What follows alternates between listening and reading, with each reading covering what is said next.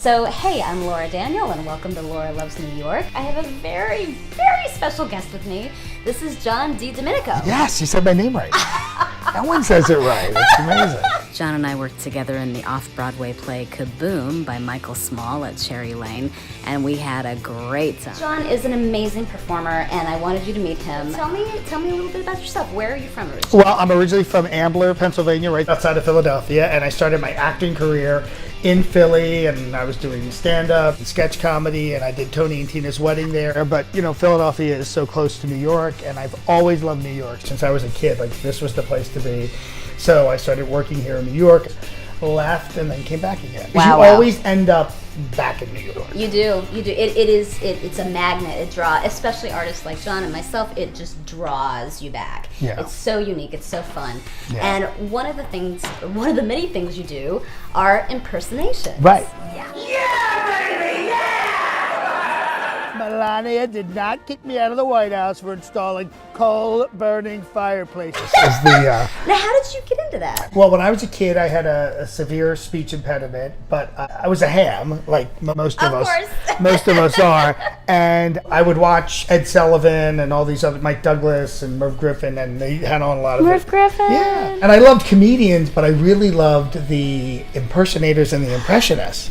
And there were so many back then: Frank Gorshin and David Fry and Rich Little and Fred Travalena. And I could do it. I could do the voices. I could do the voices they could do. And in the warm months, when my neighbors were sitting out, I would come out. And now, right here in our shoe, when I did the impressions, I didn't have the impediment. Wow. And it was very affirming, and it was great, and a lot of adulation. And I did speech therapy for 8 years, 2 times a week, and it helped me a great deal to learn how to speak properly. And in fact, one of the reasons I think I can do certain voices is because of the vocal training. Because they taught me to break down my voice so I knew where things were not right, so to speak. But when I do someone like Donald Trump, it's very easy for me because I have to tell you, it's incredible, really, really incredible. Because what they taught you is throat placement, nasal placement, actual vocal production in your mouth. And someone like Donald Trump is very, very unusual. He kind of over-enunciates. And then later on, when you take acting classes, you learn about placing your voice here and breathing and all those types of things. So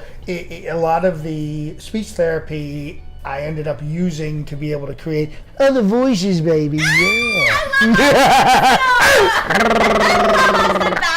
I love your Austin Powers. Thank you. So much. What a great character. He's Mike Myers a genius? The guy's a genius. And when Wayne's World came out, I started doing Wayne. From Wayne's World, I had a great Garth, and we did a lot of events. And Mike Myers' characters are just so funny, and they're so positive. One of the things I love about all of his characters are they're so positive, and Austin is so positive. He's always so happy to see you, baby. Yeah. It's true though. Yeah. They are very, very positive. And, and so memorable and fun. And I love that you incorporate your heart and your humor into your impersonations. And it was so much fun. I was listening to Randy Rainbow, and there you were. Yeah. There you were. Yeah. It was the Omarosa. It was the Omarosa song. Listen, we warn you that what you're about to hear is extremely stupid. Hey, lowlife, it's me. Listen, I had no idea they were going to fire you after I told them to. I'm absolutely sick about it. Don't love it at all, but what I really wouldn't love is you flapping your yap all over town about all the crazy shit I say and do. So listen, I'd like to offer you $15,000 a month to shut the hell up and occasionally pick up my dry cleaning. Cool? Thanks, dog.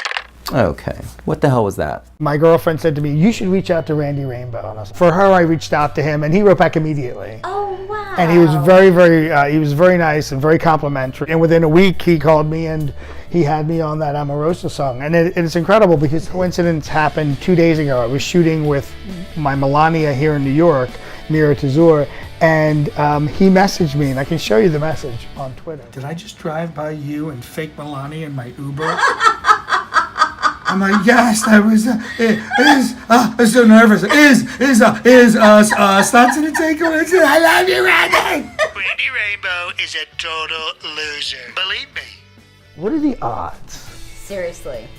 of him in a car? He was going to a rehearsal, passing us on that street. We were only out there like for 5 minutes. Wow. For like to get one shot. That's crazy. And I thought, like, that's the beauty of New York. Yeah. It's just these amazing coincidences, these things being in the same place at the same time, connecting with people. It is one of these just wonderful things about New York. And I live in Las Vegas and I absolutely love it, but and I spend a lot of time in LA.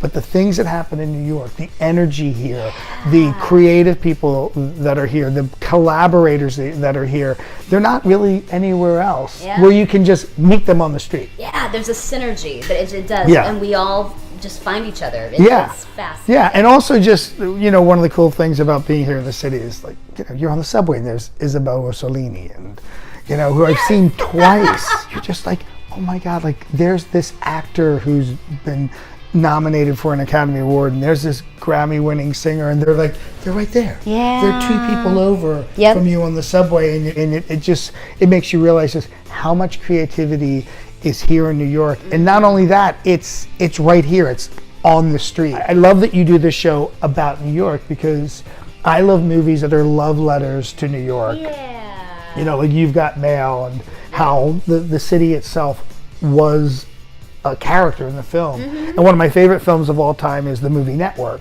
And New York is an integral player to the film in New York City. Everyone throws their windows open and they're like, I'm mad as hell and I'm not going to take it anymore. That wouldn't work in Des Moines, Iowa. No. I'm mad as heck. Well, I love that you have made time to be on my show because I know you're super busy. Oh, thank you. And thank you for coming here to the studio. Yeah, this is an amazing place. We are at Blue Car. Blue Car. Yeah, my friend Matt Karras' studio, and he's also my Putin. So we shoot here when he has some free time. This is a great studio. But as soon as we're done doing the interview, I'm gonna get into Trump. Yep, and I'm gonna share a little bit of John's process, which should be really fun. Yeah. One last thing, which is, what's your favorite place in New York? Oh wow, there's so many things. I think for me, it's in general. I just love the Upper West Side. Oh yeah. And I always make sure I can walk, from like 72nd up to where I used to live at 110th. I make sure just walking up and down Broadway. And then my last question for you is, if you could tell your younger self any advice, what would it be? It would have been, it probably would have been not to go to college. And come right here and start working right away, because time is a factor here with your career and building the relationships, building the network, and getting to know people. The more that you can kind of cement your foundation, the better. Yeah. And I would have moved in sooner too, as opposed to commuting in. Because it's after the show. Working with somebody, going out for a drink and connecting with people and building those relationships. It's tough when you have to okay, show's over, I gotta get to my bus back to New Jersey. So to any young actors, as tough as it is, and it's more expensive than ever to live here, but to be here, as much as be on the ground here is so important. It's so worth it. Yeah. It's so worth it. Well, thank you, John. Thank you, sweetie. I'm so thankful that we've gotten to connect over the years. No, absolutely. Social media. Yeah, woo! And I'm very excited to see your process. So let's go meet Mr. President. Let's do it. It's gonna be huge.